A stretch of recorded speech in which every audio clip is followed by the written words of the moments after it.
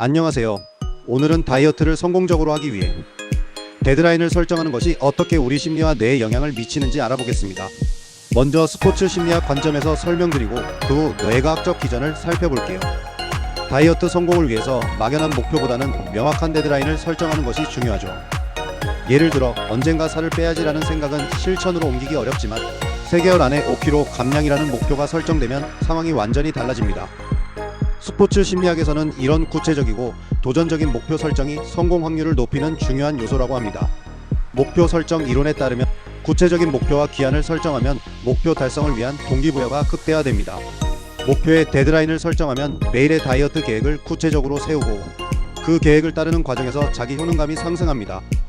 자기 효능감은 내가 이 목표를 달성할 수 있다는 자신감을 가지게 하며 이는 계속해서 행동을 유지하도록 만드는 중요한 요소입니다. 또한 데드라인은 우리 몸의 적절한 긴장감을 유발해 목표에 집중하게 합니다.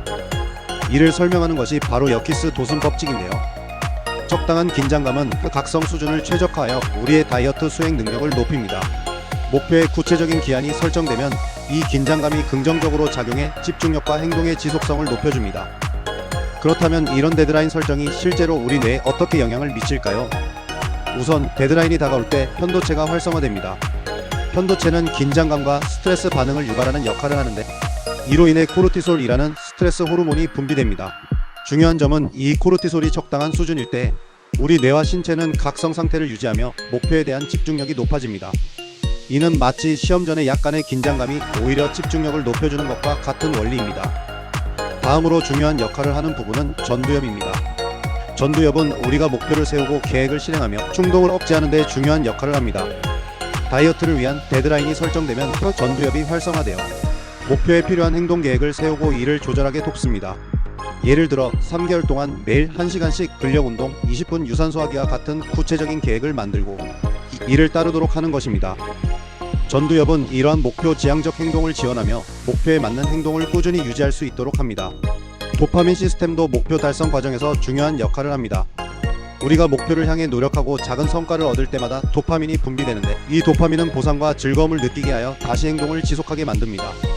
다이어트 과정에서 체중이 줄거나 운동 목표를 달성할 때마다 느끼는 작은 보상은 도파민 분비를 촉진하며 이를 통해 뇌는 이 행동이 가치 있다는 신호를 받습니다. 이 과정이 반복되면서 신경가소성이 작용해 다이어트와 관련된 행동 패턴이 뇌에 더 깊이 새겨지고 목표를 향한 행동이 점점 더 자동적이고 효율적으로 이루어지게 됩니다. 이와 마찬가지로 다이어트 목표에도 기한이 설정되면 우리 뇌는 더 집중하게 됩니다. 편도체는 긴장감을 유발하고 전두엽은 구체적인 계획을 세우며 도파민 시스템은 목표를 달성했을 때의 보상을 느끼게 합니다. 이렇게 뇌의 여러 부위가 협력하면서 우리는 목표를 달성하기 위해 최적의 상태로 준비하게 됩니다. 스포츠 심리학적으로도 이러한 데드라인 설정은 목표를 구체화하고 동기부여를 높이는 데 큰 역할을 합니다. 그리고 뇌과학적으로는 이러한 심리적 변화가 실제로 뇌의 여러 부위를 활성화해 목표를 이루기 위한 행동을 더 효과적으로 만들죠. 오늘은 다이어트 목표에 데드라인을 설정하는 것이 우리의 뇌와 심리에 어떤 영향을 미치는지 알아봤습니다.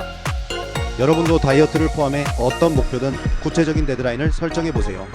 그러면 여러분의 뇌와 심리가 더욱 강력하게 목표를 이루기 위해 작동할 것입니다. 시청해주셔서 감사합니다. 운동과학자였습니다.